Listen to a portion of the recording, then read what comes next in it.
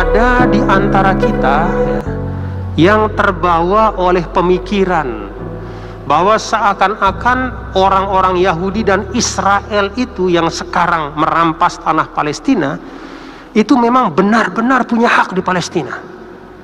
Ada yang terbawa dengan pemikiran itu. Ada yang terbawa dengan pemikiran itu. Ada yang terbawa dengan pemikiran itu. Jangan terperdaya ya dengan ungkapan bahwa Yahudi itu punya hak ya untuk tinggal di Palestina, seperti halnya sekarang ini mereka berhak tinggal di situ, dan karena itu mereka berhak juga untuk menzolimi, menindas, membunuh seperti yang terjadi hari-hari ini. Tidak. Mereka itu pendatang, mereka itu tidak pernah tinggal di sana sebelumnya. Kalaupun mereka nenek moyangnya pernah tinggal di sana, tapi hanya sebentar saja dibanding dengan orang-orang Arab dan Kan'an yang tinggal di situ.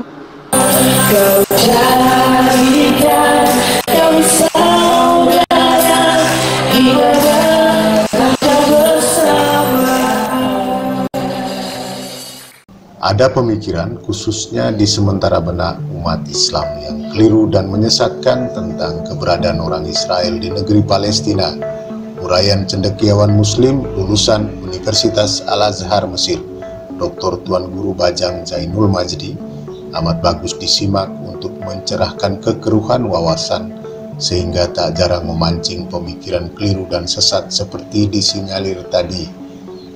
TGB panggilan akrab mantan gubernur NTB ini meluruskan spekulasi sementara orang yang terbawa dengan klaim ambisius orang Israel seolah-olah sebagai pemilik tanah Palestina.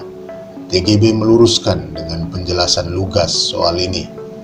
Kejadian yang sekarang terjadi di Palestina, ini perlu kita fahami ya, masalah Palestina ini. Kenapa kita perlu memahami masalah Palestina dengan baik? Karena ada di antara kita ya, yang terbawa oleh pemikiran bahwa seakan-akan orang-orang Yahudi dan Israel itu yang sekarang merampas tanah Palestina itu memang benar-benar punya hak di Palestina. Ada yang terbawa dengan pemikiran itu. Ada yang terbawa dengan pemikiran itu. Ada yang terbawa dengan pemikiran itu. Ide Israel jadi sebuah negara dipastikan TGB sebagai murni gagasan politik seorang demagog bernama Theodor Herzl. Negara Israel itu sama sekali tidak ada hubungannya dengan ajaran agama Yahudi sendiri, itu nggak ada hubungannya. Negara Israel itu sama sekali tidak ada hubungannya dengan ajaran agama Yahudi sendiri. Negara Israel itu sama sekali tidak ada hubungannya dengan ajaran agama Yahudi sendiri. Negara Israel ini adalah satu ide politik. Dulu namanya Theodor Herzl namanya. Dia punya cita-cita untuk mengumpulkan orang Yahudi yang terserak di mana-mana dan kemudian membuat satu negara sendiri untuk mereka. Itu ide dasarnya. Lalu dia cari pertama mau ditaruh di Kongo. Kongo itu di Afrika sana. Begitu di Kongo ternyata orang Kongo tidak mau terima. Lalu pindah, rencananya mau ditempatkan di Uganda. Lalu pindah lagi ke Argentina. Selalu bermasalah. Akhirnya ketika di sini bermasalah, di sana bermasalah, di mana-mana bermasalah. Beberapa kali gagal ketika coba-coba membangun negara Israel di Afrika. Herzl kemudian menggoreng isu politik guna mendirikan negara Israel dengan memakai sentimen agama. Dia berusaha untuk memanfaatkan sentimen ya, keagamaan dengan menggunakan beberapa ayat di dalam Taurat. Nah, dia manfaatkan. Apa ayat yang dia manfaatkan?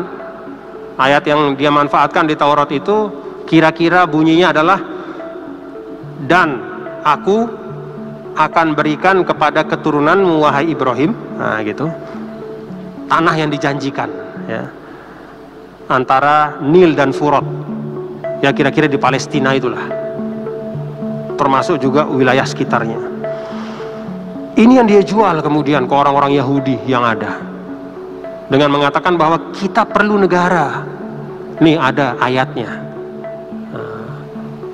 Lalu kemudian mulailah timbul, ketika dipahami ayat itu, mulailah mereka mengincar Palestina. Ini dari sisi pemikirannya. Jadi awalnya ini ide politik, tidak ada urusannya sama agama. Jadi ini orang ini ingin membuat negara untuk orang Yahudi. Cari-cari mana-mana, nggak berhasil. Akhirnya buka-buka Taurat, ini kira-kira ini cocok nih, kita pakai ayat ini. Yuk kita rebut Palestina, pakai ayat ini. Maka dia bangunlah sentimen. Nah, itulah awal terjadinya. Jadi kata Palestina itu bukan dari awal, tapi itu muncul di akhir setelah nggak berhasil di mana-mana. Itu sejarah. Tanah Palestina diungkapkan TGB sebenarnya sudah ribuan tahun silam, lebih awal dihuni orang-orang Kanaan. Inilah nenek moyang orang Arab. Kalau kita uji dari sisi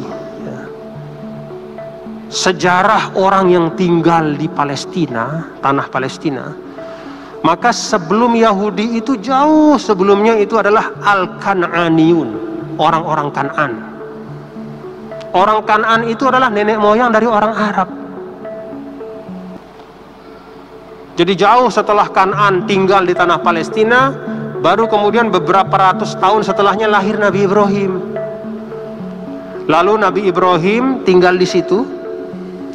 Kemudian anak beliau yaitu Sayyidina Ishak tinggal di situ. Kalau Sayyidina Ismail kan di Mekah tinggalnya, ya.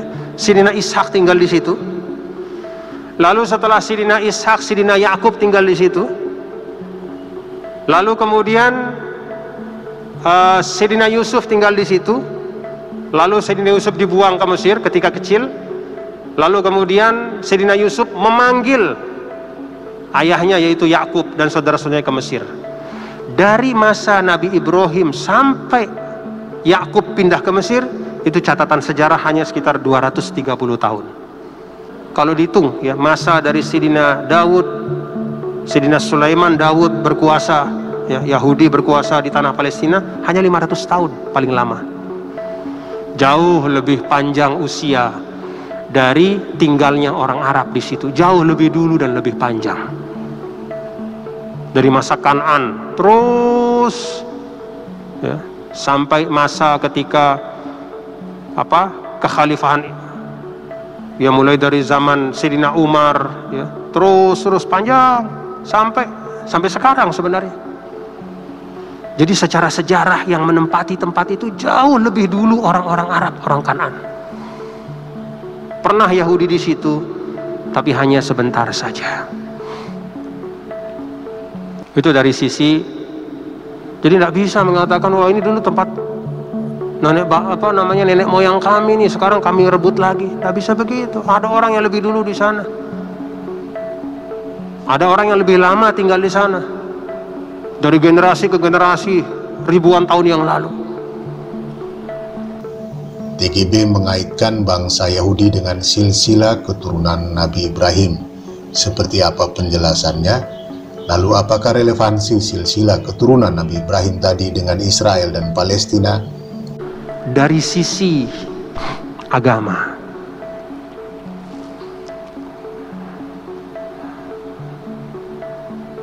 ada di dalam Taurat ya, ayat yang seperti tadi itu.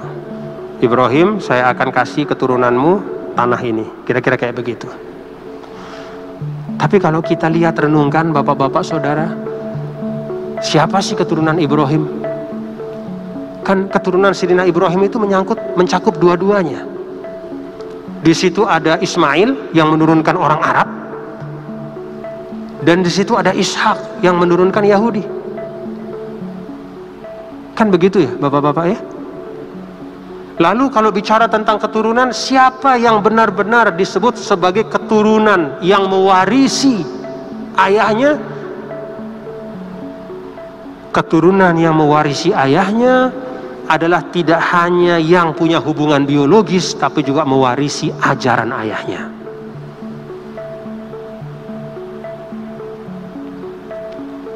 Kita baca dalam Al-Quran, apakah Yahudi itu mewarisi ajaran dari Nabi Ibrahim alaihissalam? Oh, banyak sekali penyimpangannya. Fabima naqdihim mitsaqahum, mereka itu selalu berjanji kepada Allah tapi kemudian ingkar pada janjinya. Wa kufrihim bi ayatillah, mereka kufur kepada ayat-ayat Allah. Wa qatlihimul anbiya, mereka bunuh para nabi dan rasul. Wa akhzihimur riba, mereka membuat suatu transaksi ekonomi yang disebut dengan riba. Itu mereka yang ciptakan. Wa qad nuhu anhu.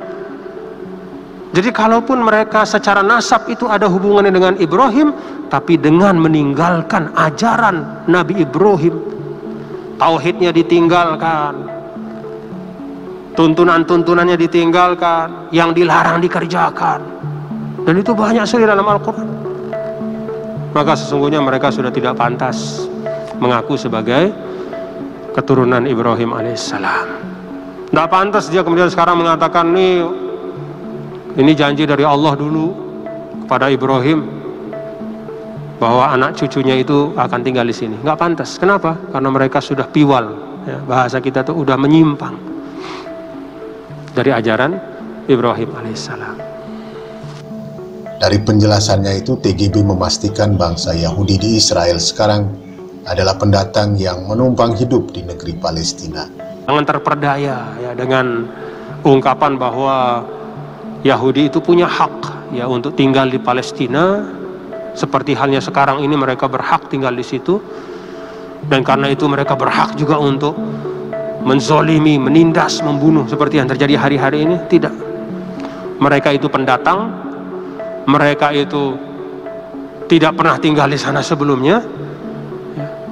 Kalaupun mereka nenek moyangnya pernah tinggal di sana, tapi hanya sebentar saja dibanding dengan orang-orang Arab dan Kan'an yang tinggal di situ. Dan yang paling utama adalah mereka tidak berhak untuk mengatakan kami keturunan Ibrahim, karena justru mereka telah jauh dari tuntunan Nabi Ibrahim alaihissalam. Kajian-kajian sosiologis, kajian-kajian yang bahkan dilakukan oleh sebagian ahli-ahli dari Yahudi sendiri, yang mengatakan bahwa Yahudi yang hidup sekarang ini tidak ada kaitannya dengan Yahudi yang dulu. Tapi Yahudi yang sekarang ini adalah dari kelompok Ashkenazi namanya. Ashkenazi itu orang-orang yang tinggal di bagian utara Rusia, yang masuk ke agama Yahudi beberapa abad yang lalu. Jadi dia masuk menjadi Yahudi beberapa abad. Jadi tidak ada hubungannya sama Yahudi yang dulu. Apalagi kalau ini benar ya, studi atau riset ini, maka semakin tidak ada alasan lagi. Kezaliman Israel sampai saat ini di Palestina sama sekali tidak ada hubungan dengan tuntunan agama. Korban kezaliman Israel bukan hanya orang Islam, juga orang Palestina yang beragama Kristen. Semoga pencerahan TGB ini bisa menjernihkan kekeruhan pengetahuan sementara orang Islam, khususnya tentang kezaliman Israel di Palestina yang murni didorong oleh sentimen kekuasaan politik yang tak ada sangkut pautnya dengan tuntunan agama seperti yang kerap mereka gembar-gemborkan. Jangan lupa subscribe dan share tayangan ini di Umat Bali TV channel. Yang dilakukan oleh Israel pada saat ini di Palestina dengan segala macam kezolimannya, itu tidak ada hubungannya sedikit pun dengan tuntunan agama. Itu adalah penjajahan, kejahatan, kezoliman yang luar biasa. Kita bantu saudara-saudara kita minimal dengan doa. Mudah-mudahan Allah Subhanahu wa Ta'ala menyelamatkan mereka, warga Palestina ya, bil khusus umat Islamnya, dan juga banyak non-muslim juga di Palestina itu yang Kristen juga, mereka melawan Israel juga. Ini sebagai bukti bahwa ya, Palestina itu tidak hanya isu umat Islam, tapi itu isu kemanusiaan. Ini penjajah datang, mengambil tanah semau-maunya, mengambil rumah, menghancurkan rumah, mengusir, membunuh orang tua, anak kecil. Kita berdoa kepada Allah. Kalau kita bisa bantu, kita bantu. Minimal dengan doa. Semoga Allah Subhanahu wa Ta'ala menolong, memberikan kemenangan untuk saudara-saudara kita di Palestina. Dan penjajahan ini bisa segera diakhiri, ya, berakhir. Sehingga saudara-saudara kita bisa hidup dengan wajar seperti halnya kita di Indonesia.